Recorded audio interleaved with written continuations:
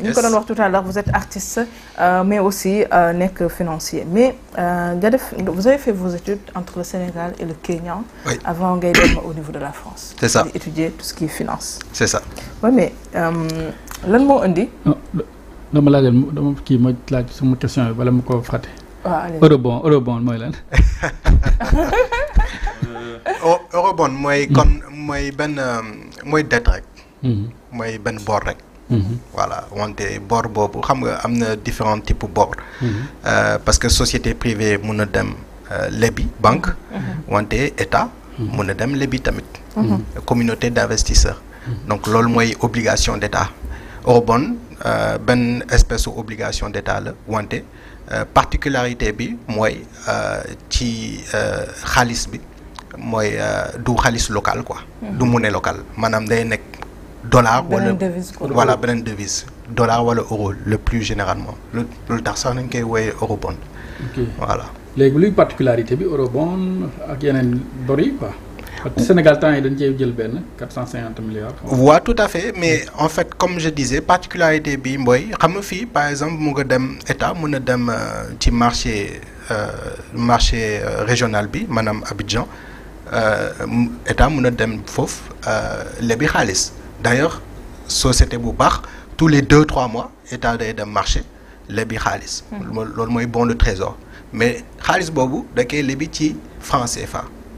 waaw eurobond particularité bi mooy amul devise étrangère la voilà maanaam te moo tax c'est pas le meilleur parce que su fekkee su monnaie bi yokkee rek yow ci sa remboursement di nga ko. di nga ko yëg bu baax. Ok, merci. Voilà. Alors, est-ce que, en restant si même lancé comme encore, le fait qu'un État puisse un petit ben prêt colossal, est-ce que c'est forcément une bonne chose, puisqu'il y a un problème de devise aussi? Waaw, xam nga moom bor moom am na ñaar côté yi. am na benn côté baax na parce que dans tous les cas bor dafa nekk ci processus normal dundu même état j'allais dire nit sakata état. il faut état moom état yu nekk bu nekk da ngay lebi. wante il faut tamit nga xool am benn genre arbitrage. pour nga xool su fekkee sooy lebi ci yenn conditions yi ngay lebi est-ce que yow sa situation mën na la permettre ngay fay ngay rembourser. Voilà donc arbitrage bi le ministre des finances di def xool ci 10 ans wala les prochaines 10 ans est-ce que état ci projection yi dina am capacité pour mën a rembourser wu bor boobu voilà. Et que se passe-t-il si l'État n'arrive pas à rembourser ci délai bi nga xamante ne moom lañ ko jox. loolu moom baaxul parce que loolu mooy défaut de paiement. te état su xasee ba am défaut de paiement comme par exemple yow wala man su ma demee ci banque lebi foofu xaalis ba pare mënuma fay bor bi. dañ may notifier wala dañ may enregistrer ci. ñuy waxee mooy voilà mauvais payeur. te loolu tamit baaxul parce que saa yu ma soxla lebi beneen bor saa yu ma demee sama dossier du baax. parce que ñu ne yow daal jàpp na ne yow. doo fay sa bor voilà la même manière état tamit. su fekkee jàpp nañ ko ci défaut de paiement notation de crédit bi parce que dafa am ay agence ñuy wooye agence de notation de crédit. moom mooy définir su fekkee ban qualité état enfin qualité wu. Comment dirais-je est-ce que état bi état boobu dafa am qualité de signature bu baax wala déet. donc saa yoo nekk défaut de paiement agence de notation yooyu dañuy wàññi sa notation. D'accord.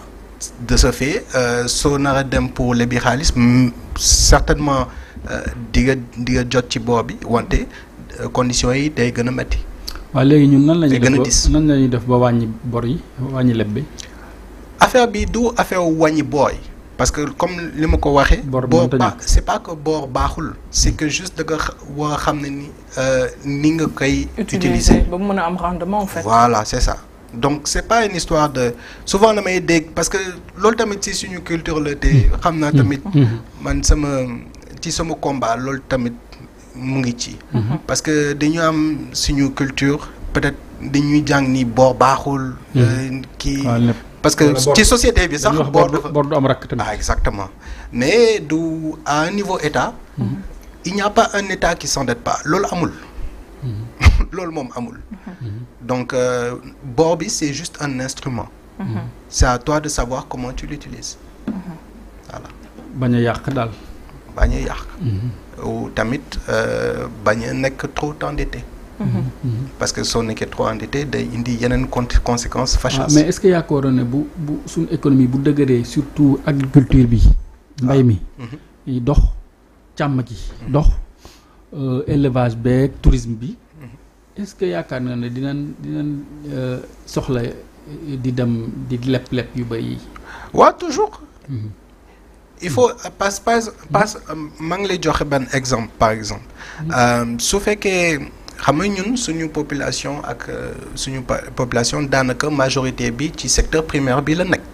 maanaam bay bi sàmmkat sàmm ki ak nappkat yi. parce que gars yi dañ naan Chine moo fi dàq lépp ay États-Unis ak yeneen ak yeneen pays yëpp même les pays développés yëpp ñoom dañuy am ay bor quoi. mais boru États-Unis kenn mënuloo kenn mënu ko wax waaw c'est ça c'est je crois que boru États-Unis mu ngi ci ay 3000 milliards de dollars. non loolu je crois boru France la boru États-Unis moo ëpp loolu. donc loolu moom kenn wëndee ko. mais l'essentiel maanaam li ma doon wax ni mooy xam nga fii suñu secteur primaire daanaka foofu la population active bi gën a bëri. maanaam presque 60% suñu population mu ngi ci ay baykat lañ wala sàmmkat wala nappakat. loolu imaginel comme li nga doon wax ni secteur boobu la ñuy jëriñ mu ngi jur xaalis bu bëri wala mu ngi jur rentabilité bu bëri. de ce fait sa lañu jëlee benn exemple ni ne loolu au moins day contribuer ci au moins 6% ci PIB bi. nga dem xool yow su fekkee da nga nar a leb pour yeneen dépenses au état mun na nekk infrastructure mun na nekk des dépenses sociales maanaam éducation bi wala santé bi nga xam te ni loolu moom du indi rendement. donc en tout cas rendement bi à long terme lay nekk. donc su fekkee mun a dem nga lebi xaalis. ci 3% wala 4% wala 5% tant que liggéey lebee xaalis moo liggéey jur ci xaalis moo ëpp liggéey coût xaalis bi. yaa ngi sant. le problème c'est su fekkee liggéey lebee xaalis ak liggéey fay. sa bor. su fekkee loolu moo ëpp yow liggéey jur ci xaalis. loolu mooy problème bi. D'accord. Voilà. Alors, Pape, nous revenir sur l'aspect artistique, culturel un peu. Vous avez fait vos études entre le Sénégal et le Kenya, mais vous êtes né au Sénégal. Je suis né au Sénégal, j'ai grandi au Sénégal. Est-ce que vous avez Kenya intégration boy point là, man. Alors, est-ce que vous avez Kenya, c'était facile de s'intégrer?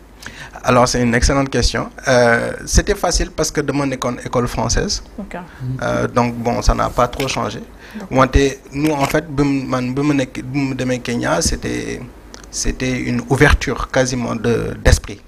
Parce que, je suis le coup, ce man école Maris la def bi ma demee dama doon wax gars yi bon maa ngi dem Kenya parce que sama pap dañ ko affecté foofu ñu may reetaan ñu ne yaa ngi jël ci dëkku kii ay safari foofu ay dara amu fo mais Kenya da ngay gën soo atterrir sax aéroport bi maanaam AIBD bi ñu inauguré 2017 ñoom en 92 ils avaient déjà beaucoup plus que ça soo da ngay gën gis ay gratte-ciel un moment lay foog ni mais est-ce que maa ngi Afrique loolu Afrique de l'Est la Afrique de l'Est ak Afrique de l'Ouest bokkul et c'est ça qui est incroyable parce que ñun souvent dañuy faral di nekk suñu dëkk foog ni nag ñun ñoo gën ñëpp quoi Sénégal oui Sénégal mais soo demee Afrique de l'Est day gis benn rupture incroyable ci économie bi mais tamit ci mindset bi waaw parce que foofu xam nga colonisation yi bokkul waaw colonisation anglais yi ñoom bu ñu demee dañu dem rek dem. waaw c'est indirect rule quoi indirect rule. voilà c'est ça direct rule. c'est ça. waaw mais ak anglais beeg yooyu aussi. xaw naa ak anglais bi tamit parce que loolu tamit da lay may nga mën a nekk bilingue. te man gëm naa ni. te maa ngi rafetlu kii décision wu président bi mu ne enfin ñu déglu ci conseil des ministres démb. mu ne ci révolution wu éducation bi. Il faut ñu mën a mokk anglais bi. Déjà dans les petites classes. loolu c'est important. parce que dañu nekk ci benn monde global nga xam te ni anglais bi moo fi am doole. yow soo xasee ba dégg anglais. soo déggee anglais. yaa ngi am avantage comparatif par rapport à kenn ku déglul anglais. donc loolu su fekkee mën nañ ko mokk mën nañ ko jàng depuis le primaire. franchement Sénégal dina jëm kanam. waaw un jeune sénégalais. waaw cëppeelu Kenya. c'est vrai que comme ni nga ko waxee école française la. mais culture yi c'est pas forcément les mêmes cultures. pas du tout donc yow nan nga ko doon dundee. et puis ba jeexital la am ci sa carrière musicale cette inspiration ki yooyu yëpp quoi. mooy li ko wax ni mooy ouverture d'esprit. maanaam da ngay dem bon macha allah tamit Sénégal ñun je pense que suñu valeurs yi am na valeur tolérance. ak teranga bi. maanaam ñun.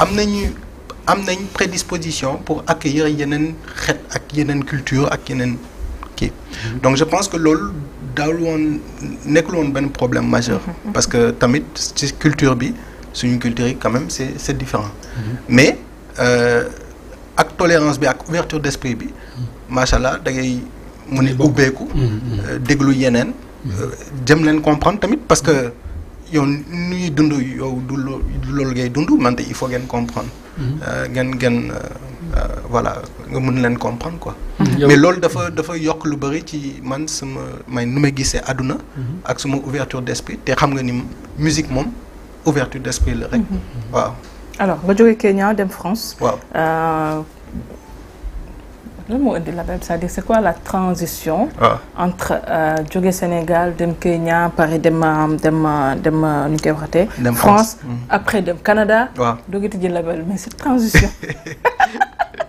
non effectivement non en fait dem Kenya bi bon amul woon choix parce que sama pap nañ ko affecté ma dem léegi ba ma doon tànn fan la bëgg jàng bon man dama bëggoon dem Canada mais sama pap moo insisté mu ne naa dem France daanaka sax dafa bëggoon ma def grande école yi mu ne ma dem prépa ma ne ko non papa ma jàkkaarloo ak moom ma ne ko loolu bëgguma ko def du loolu laa bëgg a def mu ne loolu lan nga bëgg a def ma ne man dama bëgg dugg ci benn formation pragmatique maanaam pare naa ak jàng yi man lycée bi man dama bëgg jàng métier comme ça su ma paree rek mën a liggéey mu ne waa d'accord kon baax na demal nga tànn sa école mais il faut que jaar France donc noonu laa il tenait à la France waaw il tenait à la France peut-être moo xam rek mooy génération yi njëkk yi ñoom pour ñoom c'était important ñu xam culture française boobu mais bi ma demee France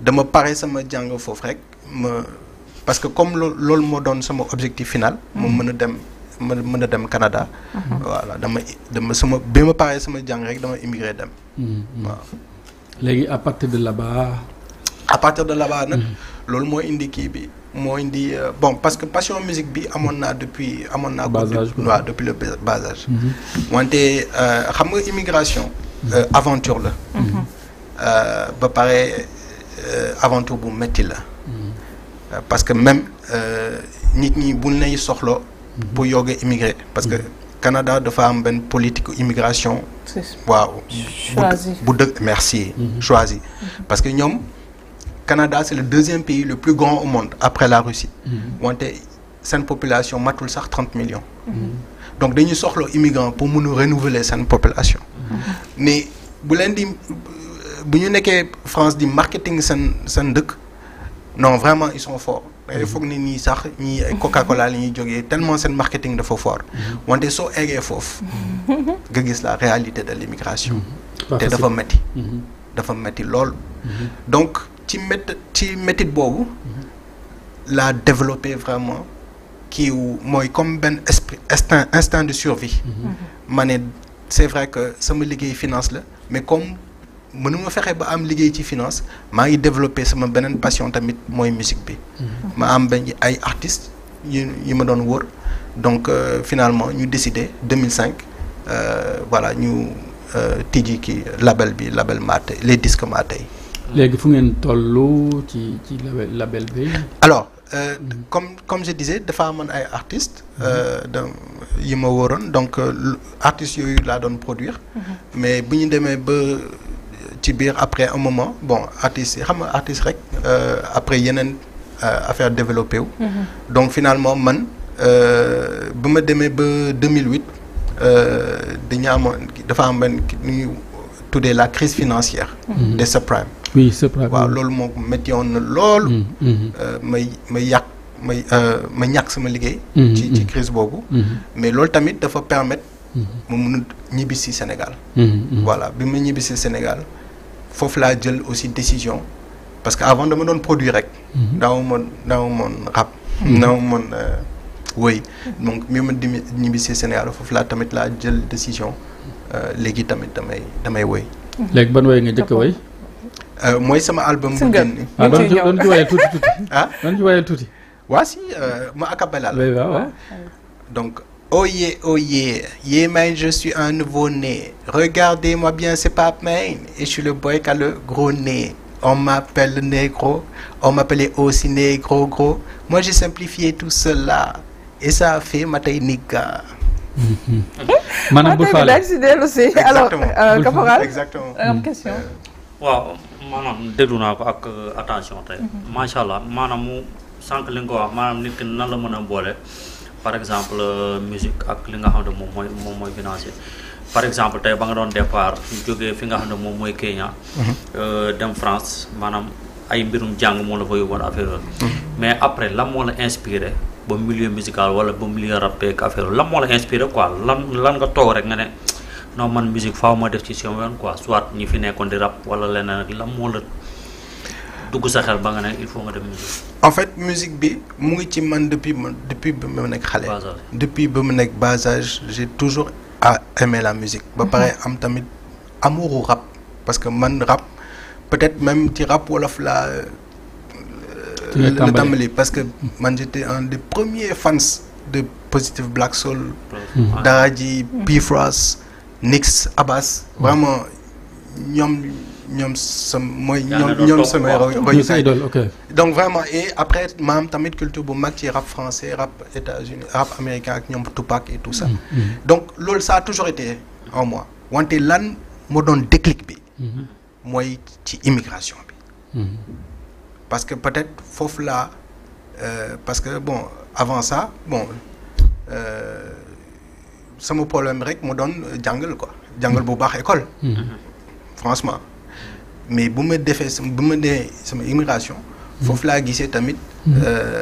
je pense période boobu moo doon période bu gën a métti ci sama dund.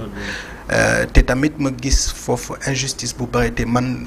je déteste l'injustice. donc c'est ça racisme notamment. ak yeneen. donc loolu je pense loolu parce que. comme li ma ko expliqué daaw moon woy dama doon produire ay artistes parce que pour man mënuma woy si je ne suis pas produire c'était des artistes sénégalais. waaw c'était sénégalais mais pas que sénégalais. africain daal. il y avait togolais marocains. mais c'était des africains. pourquoi le nom du label Maté. sachant que ne. parfois nit yi dañuy bëgg tànn de surtout boo nekkee beneen dëkk. dañuy bëgg tànn peut-être un nom boo xamante ne dès que nit ki dégg ko dafay xam la signification alors pourquoi le choix de rester dans un mot wolof déjà ça c'est de un pourquoi Maté. non c'est une excellente question. Bon, déjà, pourquoi un mot Wolof? Parce que c'est ce qui me définit le plus. Je pense que surtout si on est dans un milieu international, il dit ah, Pape, il faut jouer. C'est la première question que nous devons poser. Donc, tu dis Sénégal. Donc, c'est la première chose qui te définit. Ni Wadi Sénégalais. Avant ça, il est d'Afgad, il n'est pas beau, etc. Il est Sénégalais.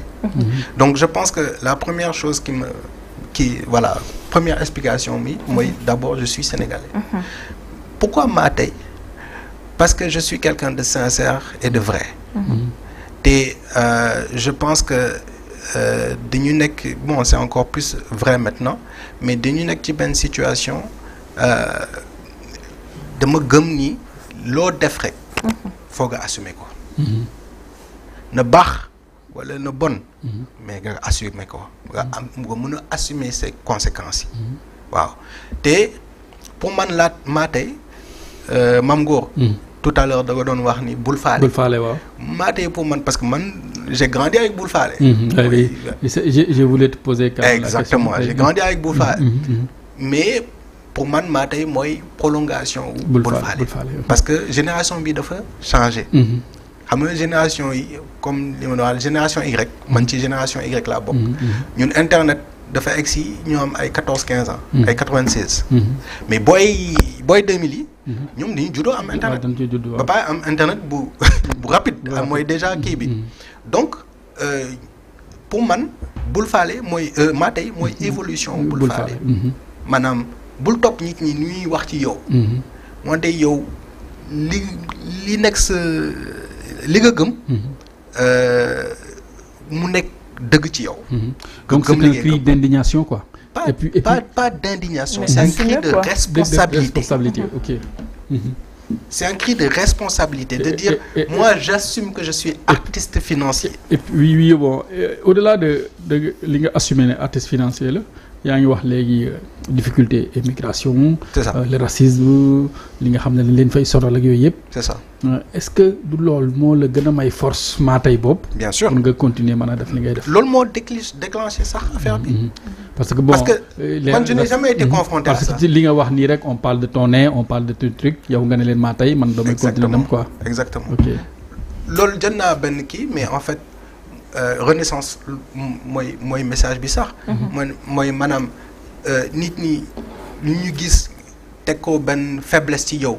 yow jël ko def ko force. pour man loolu mooy àdduna. loolu mooy àdduna quoi. D'accord alors artistiquement actuellement fan nga toll. Alors très bien donc maa génn naa sama album. Donc album bi je suis là la tudd. 10 titres la am. D'accord. Donc génn na fépp mais ci digital bi mais incha allah bi ci kanamee dinaa def benn sortie officielle. D'accord. am ay copie physique. invité leen. incha allah voilà ngeen mën a ñëw ma jox leen ay copie physique. Alors les 10 titres principalement c'est quoi lan mooy thèmes yi nga xamante ne quels sont les thèmes qui sont abordés justement dans l'album. Alors premier vous connaissez déjà la Renaissance africaine c'est vraiment un appel à l'africanité et appel à tous les Africains qu'ils comprennent qu'on est dans la période de l'Afrique, qu'ils puissent en prendre conscience et qu'ils fassent le nécessaire pour qu'on puisse se développer. Tout le monde a sa part à jouer. Voilà. Il y a le thème de l'amour, bien sûr. Boobu am na solo. Waaw bon, toujours d'ailleurs sax loolu am na solo. Ah d'accord caporal. waaw macha allah.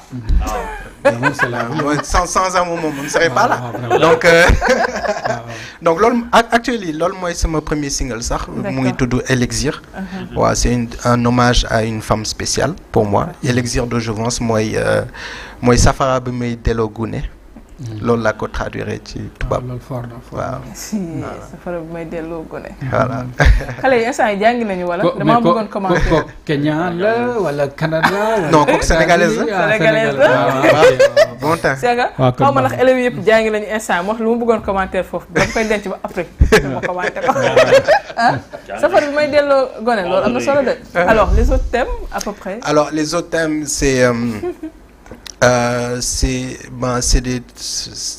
de la motivation. C'est des termes c'est un peu dans le même mindset que Renaissance. D'accord. C'est vraiment gëm sa bopp, motivation, travail. D'accord. Voilà, c'est ça. Est-ce qu'il y a des featuring dans l'album? Pour cet album, il n'y en a pas. D'accord. Parce que pour moi, c'était mon premier album. Donc il était important que je puisse montrer un peu mon monde artistique, inviter les gens à... Quelles sont les langues utilisées? Français, anglais. Je rappe en français. D'accord.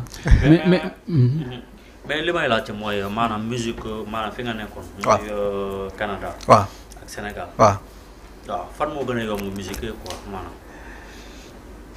waaw parce que tey. gën a yomb ci lan ci.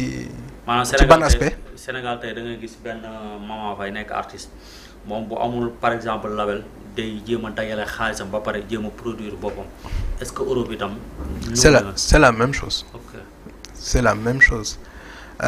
Surtout quand la musique doit changer complètement. En 20 ans, doit changer complètement. En 2000, peut-être, balagé mounou guen ben titre, il faut que un producteur nous signe le rap label, mais la musique, mais de tu ce nec, am ce studio bop, def ce enregistrement, pareil, dougal ko ci réseau yi ñu jeex na soxlo sax label xam média yi lan ni fonctionner nga def sa promotion bop. Maintenant aujourd'hui mu nga nek ce producteur bop nek ce artiste bop soxlo ben label. C'est ça la réalité. Donc c'est plus facile de faire la musique. Donc, beaucoup plus. C'est ça. Même si après la concurrence devient de plus en plus bien sûr, intense. De la même manière que comme parce que le fait que mu gën a accès bi gën a facile. Exactement. Aussi dafa yok. Les barrières sont. Il y a préparé des scènes. Ah oui, ça, je suis pressé de pouvoir être en scène parce que c'est la finalité d'un artiste. Mais comme artiste bu bees là. Nit ñi xamuñu ma déjà. non yàgg nga de da nga la ràññewul. non en fait dafa yàgg en tant que producteur. C'est une option quand même. dafa yàgg en tant que producteur avant d'être artiste. Mais sànq Mame Goor waxoon na nga may ñu benn mais il faut nga mayaat ñu beneen. Peut-être mun naa la Elixir. sama premier single. Elixir baax na. dañuy aw dañuy jaru ko. ah jarul awu quoi. jarul. ñuy wax quoi cœur ñu nekk cœur. ah on s'est rencontrés juste une fois. Alors, on s'est rencontrés juste une fois. Ah. Bon, c'est la passion. Non, émotion. L'émotion. C'est l'émotion. Juste une fois, hein? C'est juste une fois. Juste une fois. Juste une fois. Xanaa loolu mooy coup de foudre. Bon, peut-être dans le refrain bi. Mon élixir de jouvence, ma servoise de folie. Mon élixir de jouvence, ma servoise de folie. C'est pour ça que je te kiffe, rien que pour ça que je te kiffe. C'est pour ça que je te kiffe, rien que pour ça que je te kiffe. Alors, on s'est rencontrés juste une fois. Une fois. Bon, voilà. Une fois,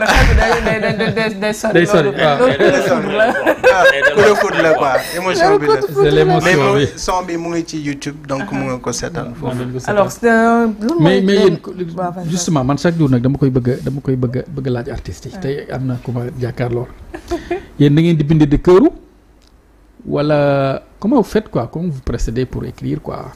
Ah, c'est une excellente question parce que d'ailleurs le blanc que j'ai permet. C'est ça. C'est ça. En fait non dañuy man par exemple sama process su bopp man il faut ma musique bi pour déglu pour bind. damay déglu musique bi d'abord parce que musique bi moom mooy inspiré en fonction de l'émotion beat bi. Voilà ma xam ne lan lay bind. Donc musique bi la moom mooy inspiré d'abord may bind mais saa yu ma bind généralement su ma demee pour enregistrer kii son bi day nekk dama koy day nekk sama bopp déjà. Voilà mais bon comme je fais plusieurs choses à la fois des fois tamit peut-être même blanc bi ma am c'est parce que awma musique bi. Mais ça me dégg la musique bi rek dégg ngeen. Mais une question, vous rappez en français. Oui. Et vous voulez vous imposer sur le marché sénégalais. Oui. Est-ce que Diap Ngane, ça va être facile? On a l'exemple de Nix, bon, oui. C'est très bien imposé, mais après il y a aussi bien un projet de se rap en Wolof parce que c'est très très demandé. Est-ce que aussi il y a khalat aller parfois dans ce sens-là pour pouvoir conquérir un plus large public, même il y a des français forcément. Oui, bien sûr. Non, je pense que il y a plusieurs réponses à ta question, maman. En fait, déjà, ma musique, elle se veut sincère. La langue avec laquelle je suis le plus à l'aise, c'est le français. Donc, c'est pour ça que j'ai pris la décision de rapper en français. Ensuite, je n'essaye pas de m'imposer au Sénégal. Je suis sénégalais. Donc, mais quand je dis imposer, je parle de... Oui, dans la musique, je veux dire. Voilà, c'est ça, tout à fait. Donc, mais ce que je veux dire, c'est que c'est pas juste au Sénégal. Je vois beaucoup plus loin que le Sénégal. Je vois l'Afrique de l'Ouest, je vois l'Afrique, je vois l'Afrique de l'Est, je vois l'Europe, je vois les États-Unis. Franchement, je me limite pas. Je me vois comme un artiste international. Donc ça, c'est la deuxième réponse. La troisième réponse, c'est que il n'y a pas que moi dans le label. c'est un label, les disques Matei, et il y a d'autres artistes, notamment un artiste qui rappe en wolof. D'accord. Et qui est de Guédiawaye. Et d'ailleurs, c'est là où j'ai enregistré d'ailleurs tout l'album aussi à Guédiawaye. Donc, maa ngi leen di gërëm di leen sant bu baax. te ci kanam rawli bët incha allah moom tamit dina génn album bam pare na. Donc moom incha allah dina génn. kon nag li ci kanam rawlu bët. Alors est-ce que juste peut-être une dernière wala avant-dernière question, je pense que c'est même dernière question, lan mooy sa réseau yi nga xamante ne ñi nga xamante ne bëgg nañu continuer de suivre Pape Maye, découvrir ce qu'il fait, réseau yi nga mën a suivre? Oui, alors YouTube Matei Soldier, TikTok Matei Soldier, Facebook Matei Soldiers, Instagram Pio Sir. Sir SYR. Instagram Pio. D'accord. Sir. D'accord. Pio manam Pape Oumar. Pape Oumar. Xam nga yow maman nga tudd man papa laa tudd. Ouais, gis naa loolu. Gis naa loolu. Alors caporal, dernière question ou bien ñu tàggatoo. Non du kii sax na maanaam du question maanaam. tey dañuy gisaat ay maanaam ay façon xaw ma laa ko mën a waay xaw mais ay artistes yu bees yoo xam ne du mbala du mbirum rap du kii kese mais beneen style artiste boo xamante ne tey moom lañ fi am. koo xamante ne tey boole na jëlul musique carrément def ko li nga xam ne mooy métier carrément mais am na leneen lu mu ko boole mais aussi tam sànq li nga ko wax itam pour nga def ko itam Sénégal itam est-ce que dina yow wala nga am kii bu baax muy bëgg fee imposer li nga xam ne mooy musique français fii nii ci Sénégal au moins sax point bi ñu ngi commencé maanaam ñuy def ay slam ñu ngi commencé yéeg affaire na mais xëy na am na ñooy liggéey rek wala am na façon booy liggéey liggéey bi ngay liggéey ak yenn thème rek di nga mën a imposer fi nga xamante ne moom mooy Sénégal. Inch'Allah. waaw parce que am na ñoo xam ne moom musique rap am na façon am na nu ñu koy déggee rek ñoom duñu sax consommer. mais am na kii boo xam ne da nga ko ci teg rek. non gars yi même buy déggul kii bi sax. mooy jàpp bi quoi. waaw jàpp bi ñoom envie déglu la. c'est ça ak affaire en tout cas. Inch'Allah. macha allah daal yàlla na yàlla gën a yaatal carrière. amiin yàlla defal la jàmm daal incha allah. amiin Mam Kor. Merci maman, c'était très intéressant. Mon gars, il faut ñu def portrait. Il faut ñu def portrait. Merci. Parcours yu mel nii c'est inspirant. Merci. li ma doon wax ci début bi rek. nit dafa bëri ay facettes. Donc il faut exploiter toutes les facettes. yow mii sax maman artiste nga donc yow waroon nga mën a rap. waroo bàyyi nii rek. bàyyi bu nekk si management bi rek. non il faut nga rap. il faut nga exploiter moom nag heureusement c'est ce qu'il a exploité. Et un grand intellectuel, un financier qui devient rappeur, je pense que c'est très bien pour la jeunesse. moom bu njëkk dana wax rap moom ay bandi la noog affaire yooyu nangam. C'est ça. Mais léegi tous les paradigmes ont changé. C'est ça. Donc félicitations. Merci beaucoup. Et bon vent. Merci beaucoup Mame Ngor. Merci beaucoup. Merci. Alors Pape ma bàyyi la nga tàggatoo suñu temps bi di jeex na gis nga di jékki-jékki rek daw. Merci beaucoup donc maman vraiment maa ngi leen di remercier di la jaajëfal bu baax di la sant di la gërëm ci invitation bi yow ak sa équipe Caporal ak Mame Ngor di remercier toute l'équipe technique de Bonjour Sénégal et bien sûr la chaîne GTV di remercier Kals bien sûr voilà DJ Bara ak toute mon équipe Tige mu ngi fii mais